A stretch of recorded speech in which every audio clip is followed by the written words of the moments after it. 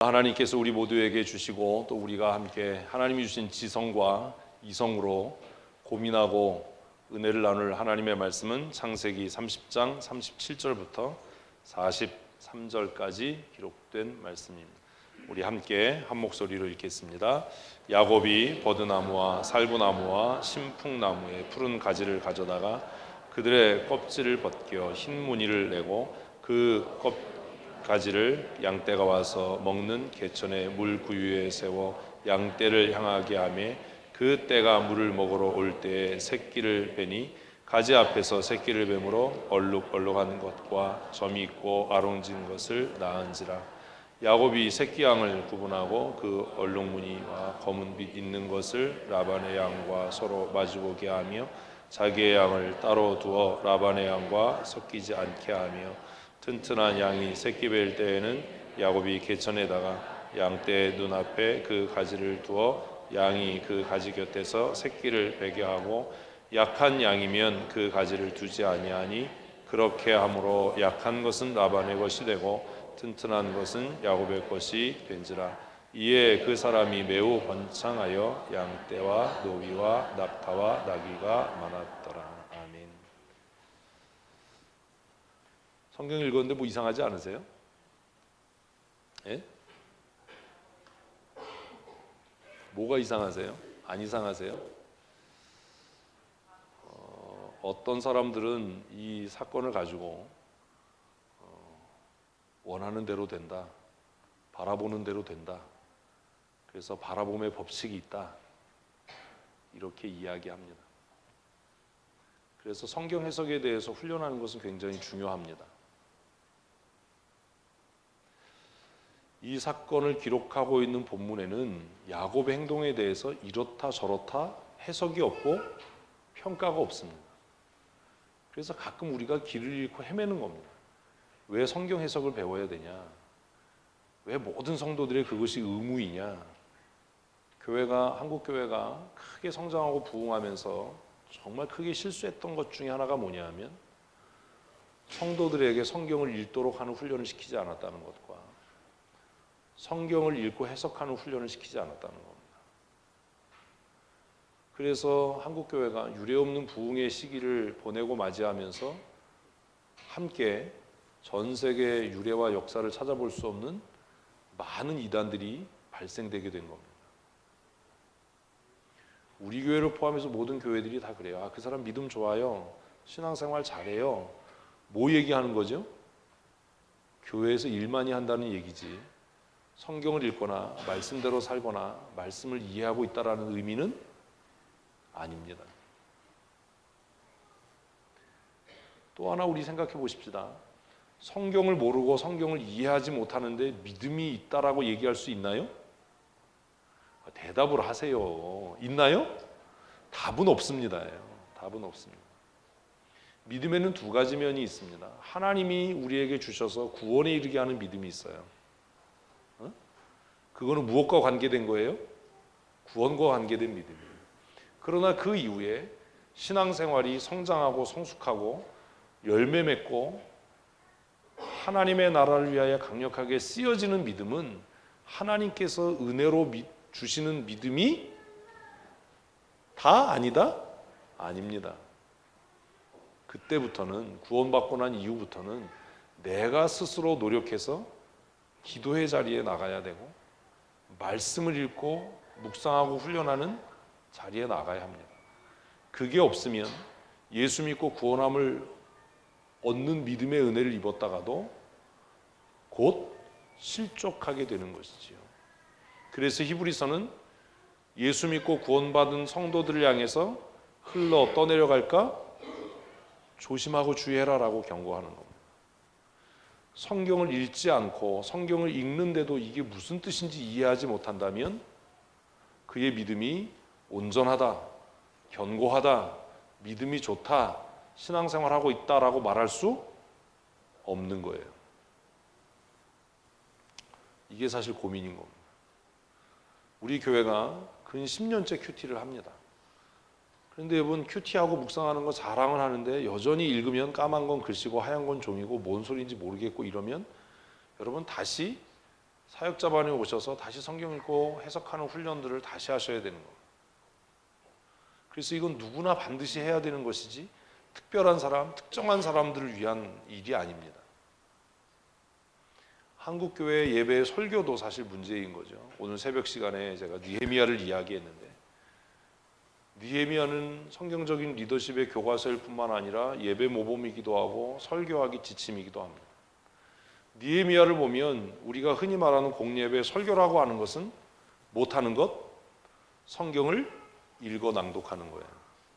가장 훌륭한 설교는 성경을 그냥 읽는 거예요. 그래서 우리가 노예 행사하고 뭐 이렇게 행사하면 성경을 꼭 목사님이 나와서 읽지요. 그래서 여러분들 이상하지 않으세요? 우리도 한글 읽을 줄 아는데, 예배 모범에는 공예배 시간에 성경을 읽을 수 있는 사람이 한정돼 있어요. 공예배 시간에 성경을 읽을 수 있는 사람이 누구죠? 강도사 이상이에요. 강도사란 성경을 강론할 수 있는 영적이고 학문적인 지식을 갖춘 사람이다라고 총회가 인정한 사람입니다. 그래서 이 주일 11시 예배에 강도사가 아닌 교회가 문제가 생겨서 장로님들이 설교를 하거나 하는 건 다 헌법을 위반한 겁니다. 그리고 그렇게 한 사람들은 다 7위 대상입니다, 사실. 근데 우리는 그것도 몰라요, 교회법을. 그래서 우리가 목사님 없어도 장로님들이 설교 잘하고요, 예배 잘해요. 다 7위 해야 되는 거예요. 예배 모범을 어긴 거예요. 그건 직결처단입니다. 바로 면직입니다. 그래서 가장 훌륭한 설교의 원형은 뭐 하는 것? 에스라가 했던 것처럼 성경을 읽는 거예요. 그리고 그 성경을 읽고 나서 성도들이 이해하지 못할 때 그 성경의 뜻을 풀어 설명하는 게 설교입니다. 그런데 지금 현재의 설교는 성경을 읽어서 그 뜻을 풀어 설명하고 삶에 적용하게 하는 형태가 아니라 그저 목사의 개인적인 생각이나 재미있는 이야기, 도전이 되고 감동이 되는 이야기들을 하는 것을 좋은 설교, 훌륭한 설교, 완성도 있는 설교쯤으로 생각을 합니다. 왜냐하면 성경을 읽어도 성도들이 이해하지 못하고 성경을 읽어서 설명하는 일을 어려워하기 때문입니다. 이해가 잘 안 되니까요. 지금 우리가 성경을 읽었습니다. 자, 이 성경을 통해서, 오늘 우리가 읽은 이 본문을 통해서 바라보는 대로 돼. 우리가 소원하고 바라보면 그게 다 이루어져. 바라봄의 법칙이 있어. 맞습니까? 그렇게 얘기하면 이단입니다. 오늘 본문은 바라보는 대로 이루어져. 바라봄의 법칙이 있어. 라는 것을 이야기하고 있지 않습니다. 만일 이 본문이 바라봄의 법칙을 이야기하고 바라보는 대로 된다라고 하면 여러분 임신한 여자분들 다 백인 사진 갖다 놓고 보세요. 그럼 애가 어떻게 나와요? 백인으로 나올 거 아닙니까? 응? 그럼 저 아프리카에 있는 산모들이 임신했을 때 백인 사진 걸어놓고 다 쳐다보면 그 아이들이 다 어떻게 나올 거예요? 왜 대답을 안 하세요? 하얗게 나올 거 아닙니까? 무슨 법칙이 있으니까? 바라봄의 법칙이 있으니까. 진짜 바라봄의 법칙이 있다면 여기 이렇게 생긴 사람이 앉아있지 않을 거잖아요. 다 태교한다고 좋은 사진 보고 다 그랬는데 어떻게 이런 사람이 태어나죠? 근데 왜 이 본문을 읽고 바라봄의 법칙이 있다, 바라보는 대로 된다, 꿈꾸는 대로 이루어진다, 이렇게 왜 교회는 가르치죠?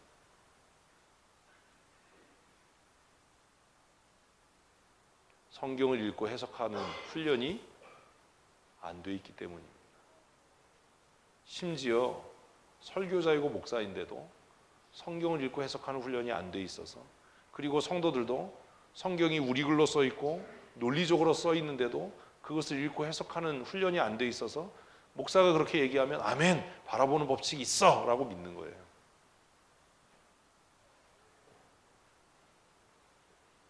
그래서 성경을 읽고 해석하는 훈련이 반드시 필요한 겁니다. 저도 어려서 그랬어요. 저도 어려서 그렇게 배워서 바라봄의 법칙이 있는 줄 알았어요. 근데 나중에 철들어서 주일학교 교사하면서 20대 초반에 성경을 정신 차리고 읽으니까 그게 아니더라라는 거죠. 이 사건의 배경이 뭡니까? 30장 앞부분에 보면 야곱의 가정에 아이들이 태어나는 것들을 기록합니다. 그리고 마지막으로 25절에 라헬의 출산을 기록합니다. 25절 읽습니다. 라헬이 요셉을 낳을 때에 야곱이 라반에게 이르되 나를 보내어 내 고향 나의 땅으로 가게 하시되. 야곱은 두 아내를 얻기 위해서 장장 14년을 라반의 집에서 무보수로 일했습니다. 그리고 두 아내와 두 첩을 얻었습니다. 그리고 그 두 아내와 두 첩을 통해서 아이들이 출생했습니다. 그 중에 라헬은 아이를 낳지 못했습니다. 오랜 시간이 경과하고 나서 하나님께서 라헬을 긍휼히 여기셔서 라헬에게 마침내 아들을 낳게 하셨습니다. 그 아들의 이름이 요셉이었습니다. 요셉이 태어나고 나서 야곱의 마음에 심경의 변화가 생긴 것으로 보여집니다. 이제는 내 사랑하는 아내 라헬이 출산을 했고 내가 그렇게 사랑하던 여인을 통해서 아들을 얻었으니까 어떻게 해야 되겠다? 아버지 집으로 돌아가야 되겠다. 이제 형의 노여움도 풀리지 않았을까? 그래서 라반에게 요구하는 겁니다. 이제 나를 보내서 내 고향 아버지 집으로 돌아가게 해주십시오. 25절이 그렇게 얘기한 거예요. 26절을 읽습니다. 내가 외삼촌에게서 일하고 얻은 처자를 내게 주시어 나로 가게 하소서. 내가 외삼촌에게 한 일은 외삼촌이 아시나이다. 26절이 좀 이해가 잘 안 되죠. 야곱이 라헬과 레아를 얻기 위해 14년을 일했습니다. 그리고 두 아내를 그 수고의 대가로 얻었습니다. 그런데 26절 보면 이게 뭐야? 이런 고민을 하는 것이 마땅합니다. 그게 성경을 읽는 바른 태도입니다. 야곱이 뭐라고 얘기하죠? 내가 외삼촌에게서 일하고 얻은 처자를 내게 주시오. 그러면 아직도 그 처자가 누구 게 아닌 거예요? 야곱의 게 아닌 것 같은 느낌이 들지 않으세요? 성경 이렇게 읽으셔야 돼요. 덮어놓고 믿음으로 읽지 마시고. 왜 이렇게 얘기하는 거죠, 야곱이? 이걸 어떻게 해석해야 되죠? 그죠? 박정배 권사님만 국민학교를 나오셨나 봐요. 진짜 다 학교 가서 이 월사금을 다 돌려받아야 돼. 국민학교 지금 초등학교라고 얘기하죠. 중학교, 고등학교를 졸업했는데 국문으로 된 한글 성경을 읽고도 이게 무슨 말인지 정리가 안 되면 뭐 학교에서 잘못 가르친 겁니다. 지금 26절을 읽어보면 그 시대의 문화를 알 수 있어요. 그 시대의 문화. 우리는 성경이 무조건 하나님의 일방적인 은혜의 계시에서 쓰여졌다라고 그렇게 생각하는데 성경을 읽다 보면 이 성경이 물론 하나님의 영감, 하나님의 유기적인 영감을 통해서 계시를 통해서 기록되어졌지만 이미 성경이 기록되기 전에 그 시대에 대중적으로 있었던 문화를 기초로 하고 있다라는 것을 압니다. 그럼 그 시대의 풍습이 어땠던 거예요? 어떤 사람이 외지에서 와서 어떤 집에 들어가서 일을 해서 얻은 아내나 그 아내의 자식들은 자기 소유가 아닌 겁니다. 이것이 나중에 어디에 나오지요? 여러분 저기 최종 학력에 무학이라고 쓰세요. 대졸 이런 거 쓰지 말고 대학 나왔다고 뭐 자랑스럽게 생각하지 말고 그냥 무학. 지금 무학이나 대학 나온 사람이나 다 똑같잖아요. 수준이. 어디 나와요? 레위기에 나와요. 박정배 권사님만 국민학교 졸업 이렇게 쓰십니다. 우리는 레위기와 신명기 법, 모세의 법을 보면서 하나님 참 잔인하다. 어떻게 홀몸으로 와서 주인의 배려로 아내나 남편을 얻어서 자식을 낳고 나서 자유케 될 때 홀몸으로 왔으면 홀몸으로 가라라고 그렇게 명령하나? 나갈 때는 자식도 데리고 아내도 데리고 남편과 함께 나가야 그게 옳은 거지 라고 하나님에 대해서 하나님 좀 짠돌이 같아, 하나님 좀 살벌해, 이런 생각도 안 하시죠? 성경 읽으면서. 그러니까 무학이라고 써야 되는 거예요. 근데 그 원인이 사실 어디 있었던 거예요? 중동 지방의 일반적인 관행이었어요. 그래서 어떤 집안에 종으로 들어가서 일하게 되면 그 주인의 배려로 아내나 남편을 얻어서 출산하게 됐을 때도 그 아내나 남편과 자식은 누구의 소유예요? 주인의 소유인 거예요. 이게 중동 지방의 보편적인 법이었습니다. 그래서 야곱도 이제 아버지 집으로 돌아가려고 했는데, 돌아가려고 생각하니까 뭐가 걸리는 거예요? 마누라는 안 걸리고 자식들만 걸려요. 이게 시어머니의 관점이에요. 아내와 자식이 눈에 밟히는 거예요. 그 전에도 야곱이 왜 돌아가지 않았을까? 왜 이렇게 어려운 삶을 사나라고 생각했던 것들이 26절에서 한 번에 해소가 되는 거죠. 아, 이런 제도들, 이런 관습들이 있었기 때문이에요. 그래서 야곱은 그 삼촌에게 요청하는 겁니다. 나의 아내들과 내 자식들을 내게 주셔서 나와 함께 내 아버지 집으로 돌아가도록 해주십시오. 왜냐하면 내가 지난 수십 년간 삼촌을 위해서 어떻게 일했는지 삼촌이 아시지 않습니까? 내 아내와 두 첩과 내 아이들을 나에게 주셔서 내가 이 내 식솔들을 거느리고 내 아버지 집으로 돌아간다고 해도 삼촌은 이미 나로 인해서 충분한 보상을 받았으니까 재산상의 손해가 없지 않습니까? 라는 말이 26절입니다. 이게 정리가 돼야 초등학교 나온 사람이에요.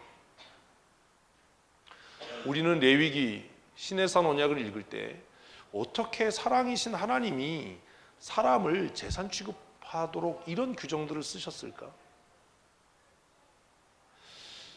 야, 구약의 하나님은 참 살벌하다. 여기에는 인권도 없고 종들의 권익도 없는 것 같다. 이런 고민을 해야 마땅한 겁니다. 그런데 창세기의 이 30장 부분을 읽고 나면 이것이 그 당시에 어디에? 중동에 무엇이었다? 보편적인 문화였다. 제가 요즘에 다시 복습하고 있는 미스터 선샤인이라고 하는 드라마를 보면 그 조선의 마지막 시대에 신분에 대한 갈등이 잘 나타나요. 조선 사회가 그랬겠구나. 개화에서 신문물을 받아들이는 사람과 아직도 중인이나 천민인 사람들 사이의 갈등. 그래서 그 서양식 호텔에서는 천민이나 천민 출신이나 양반 출신이나 중인 출신들이 함께 앉아서 커피를 마시고 카드 게임을 하다가도 그 서양식 호텔 밖으로 나가면 거기에서는 엄연한 신분의 벽이 있는 그런 사회. 성경은 제가 여러 번 말씀드린 것처럼 그냥 진공 상태에서 쓰여진 게 아닙니다. 그 시대의 문화를 담고 있고 그 시대의 문화의 옷을 입고 있습니다. 그래서 성경을 제대로 이해하려면 그 시대의 문화를, 그 시대의 상황을 이해하는 노력과 수고가 필요합니다. 건강이 허락하시고 시간적인 여유가 좀 있으시면 동남아나 유럽 여행 하시지 마시고 이스라엘을 중심으로 한 중동 여행을 좀 하십시오. 그러면 성경이 보다 쉽게 아마 여러분에게 읽혀지게 될 겁니다. 야곱은 삼촌에게 정중하게 자신의 아내와 자신의 자식들을 함께 대동하고 갈 수 있도록 그렇게 요청을 합니다. 27절 계속해서 읽습니다. 라반이 그에게 이르되 여호와께서 너로 말미암아 내게 복 주신 줄을 내가 깨달았노니 내가 나를 사랑스럽게 여기거든 그대로 있으라. 라반은 야곱을 보내고 싶지 않았습니다. 왜요? 야곱을 통해서 복을 받았으니까요. 그래서 굉장히 신앙이 있는 것 같이 얘기하는데 라반은요 야곱을 어떻게 이해했을까요? 여기 속으면 안 된다니까요. 라반은 야곱을 자신의 집안에 있는 드라빔쯤으로 생각했어요. 가정의 수호신. 우리도 옛날에 그러잖아요. 복덩이가 굴러왔다. 굴러온 복덩이인 거죠. 그래서 라반이 27절의 고백을 통해서 그가 뭐 하나님을 경외하거나 하나님을 신뢰하거나 뭐 이런 사람이 아니에요. 그렇게 성경 읽으면 큰일 나요. 라반은 내가 하나님 앞에 정직하게 살고 하나님의 말씀대로 살아서 하나님의 복을 받아, 이게 성경적인 관점이지요. 그죠? 근데 그게 아니라 하나님 앞에 복 받은 누구를, 야곱을 내 옆에 두면 내가 뭐해? 복 받아. 이러면 안 되는 거예요. 제가 염려하는 게 그런 거예요. 봄 신방, 가을 신방이 이런 개념이면 안 돼요. 나는 하나님의 말씀과 전혀 관계없이 사는데 하나님의 종인, 말씀의 종인 목사님이 오셔서 우리 집에서 축복 기도해 주시고 찬송하고 기도하면 우리가 복 받을 거야 라는 마음은 누구와 똑같은 마음? 라반과 똑같은 마음이에요. 신방의 목적은 그게 아니에요. 신방은 성도들의 삶을 돌아보고 그들이 말씀대로 살도록 때로는 책망하고 권면하고 위로하고 하나님의 사람으로 바르게 살아가도록 그들의 삶을 점검하는 게 신방이에요. 그래서 이 시대에는 신방 받는 거 싫어하죠. 왜냐하면 자신의 삶이 노출되거나 자신의 삶이 이렇게 다른 사람에 의해서 침해되는 것을 성도들이 원하지 않기 때문에. 예배도 마찬가지입니다. 오늘 많은 사람들이 예배를 뭘로 생각하는 거예요? 복 받는 수단으로 생각하는 거예요. 여러분 그렇게 생각하면 신앙생활하는 거 아닙니다. 라반은 야곱을 보면서 야, 하나님의 말씀대로 사는 사람이 복을 받는구나. 그러면 나도 하나님의 사람으로 하나님의 사람답게 살아야지. 이게 아니라 나는 하나님의 사람답게 살 마음은 없고 그냥 하나님의 사람답게 살아서 복 받는 야곱을 내 곁에 두므로 나도 뭐 할 거다? 복 받을 거다라고 하는 아주 이교적인 생각을 가졌어요. 한국 교회 안에는 이방 종교의 가치와 정서가 너무 많아요. 그런 것 중에 하나가 뭐 기독교 단체들, 기독교 재단들이 직원 예배하는 거죠. 아니 어제 주일에 각 교회에서 예배 다 하고 왔는데 월요일날 왜 직원 예배합니까?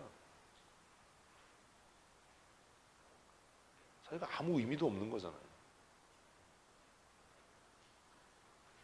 그런 거 하지 말아야 돼요.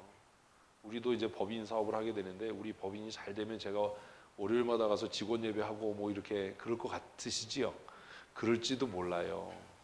강사비를 많이 주면 정석택 집사님한테 잘 보여야지. 얼굴을 보니까 안 그럴 것 같아요. 그런 거 하지 말아야 돼요. 예배가 복의 수단, 예배가 형통함의 수단이 아니에요. 라반은 그렇게 생각했어요. 그래서 야곱을 잡아두려고 한 겁니다. 야곱이 떠나면 뭐가 가? 하나님의 복이 가. 그런 거 아니에요. 내가 말씀대로 살면 하나님의 복이 우리의 삶에 임할 줄로 믿습니다. 목사님한테 기도받아야 병나 이런 생각하지 마세요. 누구 기도가 제일 능력이 있어요?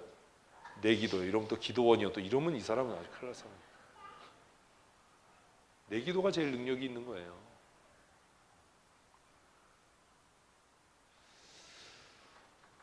라반은 야곱에게 새로운 제안을 합니다. 그리고 야곱도 라반에게 새로운 제안을 합니다. 그래서 새 언약이 체결됩니다. 라반은 야곱에게 조건을 제시해라. 새롭게 언약을 체결하자라고 이야기해요. 야곱은 그때 아주 그냥 이때다 싶어서 32절 같이 읽습니다. 오늘 내가 외삼촌의 양떼에 두루다니며 그 양 중에 아롱진 것과 점 있는 것과 검은 것을 가려내며 또 염소 중에 점 있는 것과 아롱진 것을 가려내리니 이것이 내 품삯이 되리이다. 이해하셨죠? 양과 염소 중에 어떤 게 있어요? 얼룩양, 얼룩염소, 줄간양, 줄간염소가 있잖아요. 그래서 그냥 흰 털의 양, 회색의 양, 까만 양 이것 중에 분리를 하는 거예요. 분리를 해서 얼룩무늬가 있거나 뭐 줄무늬가 있는 것들은 다 라반에게 보내요. 그리고 야곱은 그 나머지 것만 내가 칠 거예요. 그런데 이 중에서 새끼가 태어날 때 뭐가 태어나면 아롱진 것, 얼룩얼룩한 것, 줄무늬 있는 것 이런 게 태어나면 내 겁니다. 야곱이 그렇게 이제 규정을 한 거예요. 그리고 유전적으로 그렇게 태어날 수 없도록 하기 위해서 그런 무늬 있는 것들은 다 라반에게 보내서 양떼를 나눈 겁니다. 여기까지 이해되시죠? 어렵지 않죠? 이렇게 하고 나서 야곱은 엄청난 일을 합니다. 그게 오늘 본문입니다. 37절. 야곱이 버드나무와 살구나무와 신풍나무의 푸른 가지를 가져다가 그것들의 껍질을 벗겨 흰무늬를 내고 그 껍질 벗긴 가지를 양떼가 와서 먹는 개천의 우물 부위에 양떼를 향하게 하매 그 떼가 물을 먹으러 올 때에 새끼를 베니 가지 앞에서 새끼를 뱀으로 얼룩얼룩한 것과 점 있고 아른인 것을 낳은지라. 이렇게 읽으면 얼룩하고 점 있고 아롱진 것의 새끼가 태어난 것은 뭐의 결과인 거예요? 야곱의 이 행위의 결과인 것처럼 보여지잖아요, 성경이. 그래서 이걸 가지고 뭐가 있어? 바라봄의 법칙이 있어. 이런 정신없는 소리를 해야 되는 겁니다. 큰일 날 소리 하는 겁니다. 여기에 어떤 평가나 해석이 있었다면 그러지 않을 텐데 어떤 평가도 어떤 해석도 없어 보입니다. 왜 여기에 대한 평가와 해석이 없죠? 진짜 우리가 살아가는데 바라봄의 법칙이라고 하는 것이 존재하나요? 히브리서 11장 1절 2절 우리가 읽은 대로 믿음은 바라는 것들의 실상이고 보지 못하는 것들의 증거다라는 말이 우리가 원하는 대로 바라보는 대로 된다라는 말입니까? 여러분 어떻게 생각하십니까? 여러분 지금까지 이렇게 믿고 이렇게 신앙생활하고 있다면 여러분은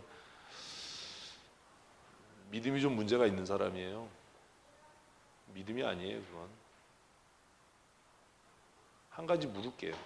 믿고 정말 간절하게 원하면 그게 이루어집니까?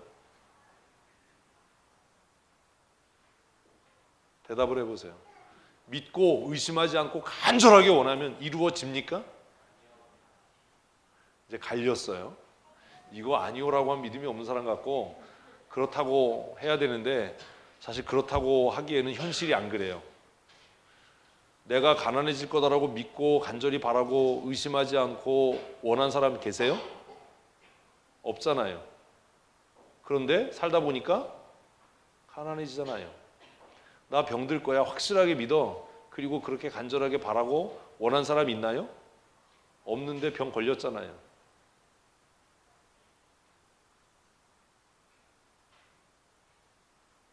우리는 성경을 너무 인위적으로 너무 신비하고 영적으로 자꾸 해석하려고 해서 성경이 말하지도 않고 가르치지도 않는 이상한 교리와 교훈들을 만들어서 우리 스스로를 망하게 하는 겁니다. 바라봄의 법칙, 긍정적인 사고, 적극적인 사고 말하는 대로 됩니다. 이건 사실 성경이 아닙니다. 그건 어디서 해야 되는 거예요? 집단 최면, 마인드 컨트롤 이런 쪽에서 얘기해야 되는 거예요. 신앙생활은 마인드 컨트롤인가요? 아니에요. 큰일 날 소리 하는 거예요. 그 사람 그렇게 생각하면 그 사람 천국 못 갑니다. 무슨 신앙생활이 예수 믿는 게 무슨 마인드 컨트롤 따위겠어요? 아니 속된 말로 내가 난 죄가 없어, 난 죄가 없어, 내 죄가 다 씻어졌어 이렇게 마인드 컨트롤 한다고 우리 죄가 사해지나요? 대답을 좀 시원하게 하세요. 그러나요? 아니에요. 내가 그냥 가부좌 틀고 앉아가지고 난 천국 갈 거야, 난 천국 갈 거야, 난 천국 갈 거야, 예수님이 내 죄를 위해서 죽어서 이런다고 진짜 천국 가나요? 아니에요. 무엇대로요? 그 사람의 행위대로요.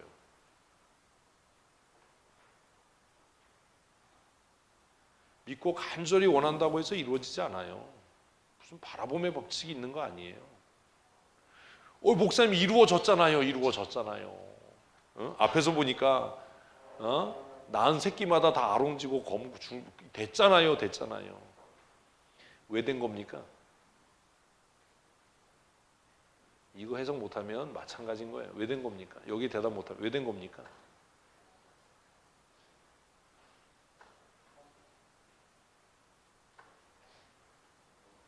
도대체 믿음이 뭐죠? 믿음은 정말 믿고 간절히 원하면 다 이루어집니까?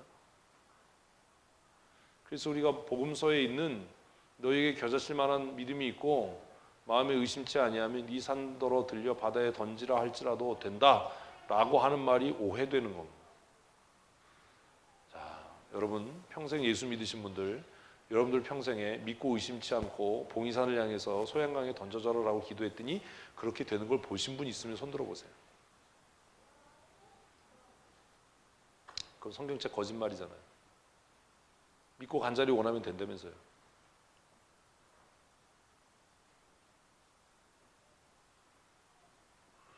믿고 간절히 원하니까 암이 났어. 그러면 암으로 죽는 목사는 저주받아서 죽는 거고, 암에서 고침을 못 받은 사람은 믿음이 없는 사람입니까? 기도 안 해서 교통사고 당하고 기도하니까 교통사고 안 당합니까? 그건 믿음도 아니에요. 그런 건. 기도 안 해서 다치나요? 기도 안 해서 병 걸립니까?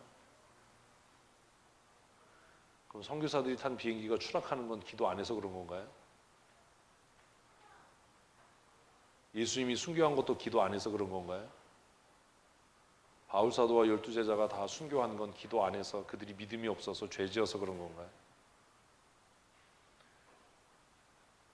제가 사고를 당했을 때 정말 저를 힘들게 했던 것 중에 하나가 그거예요.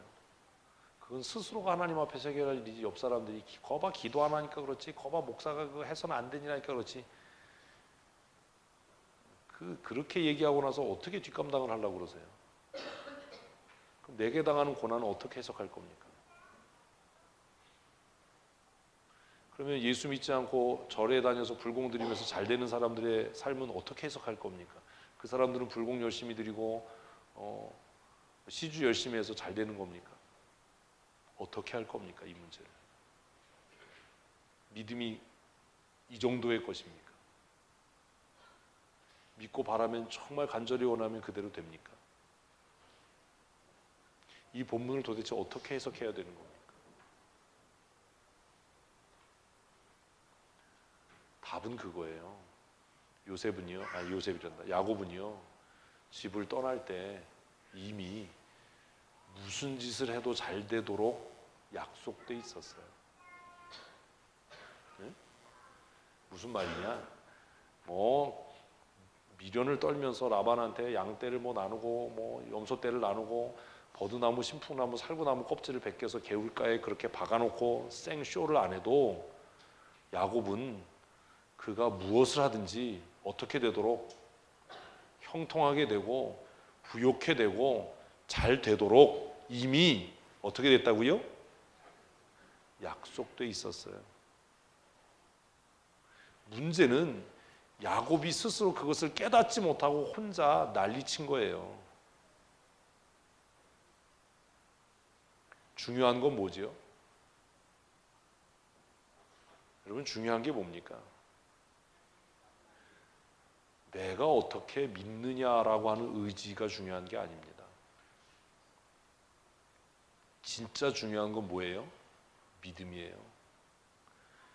의지와 믿음이 어떻게 다르죠?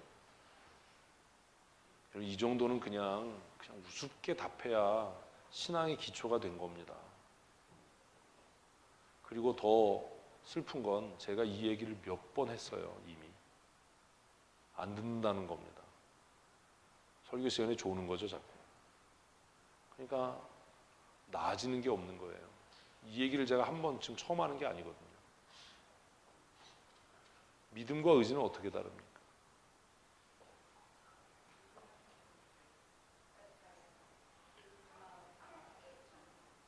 우리가 볼 때는 의지가 강한 사람이 뭐가 있는 것 같아 보여요?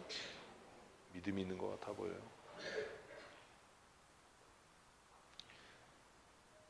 지금 제 논리를 잘 따라오셨으면 이 답이 어렵지 않습니다. 의지와 믿음의 결정적인 차이가 뭐지요? 아니에요. 의지가 강한 사람일수록 행위가 더 강력해요. 우리 교회에서 늘 그 얘기 하잖아요. 아, 저 사람 저렇게 열심히 하는데, 저렇게 열심히 하는데 라는 말은 이미 무엇이? 그의 행위가 탁월하다, 출중하다 라는 말 아닙니까?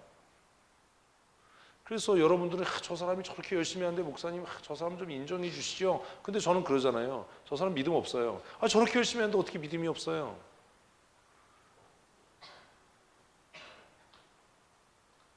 믿음과 행위는 때때로 같은 이야기지만 때때로 같은 이야기가 아닙니다.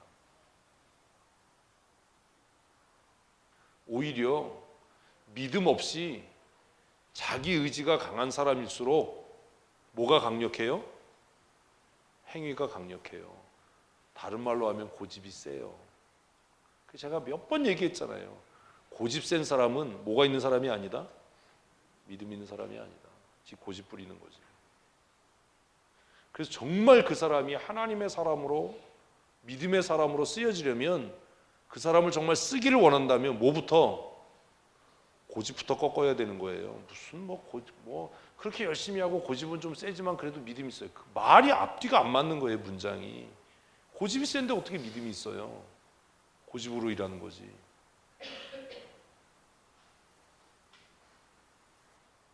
의지와 믿음 뭐가 문제죠? 제가 조금 아까 말씀드렸는데 논리적으로 사고하는 훈련을 자꾸 하셔야 돼요. 의지는 어디에 기초하죠? 자신의 지혜요. 자신의 경험. 학벌, 돈, 권력. 그래서 교회에서요, 돈 얘기하고 학벌 얘기하는 사람 믿음 없는 사람입니다. 무슨 대학을 나왔느니 그게 뭔 의미가 있어요, 믿음하고. 그래서 가끔 그런 사람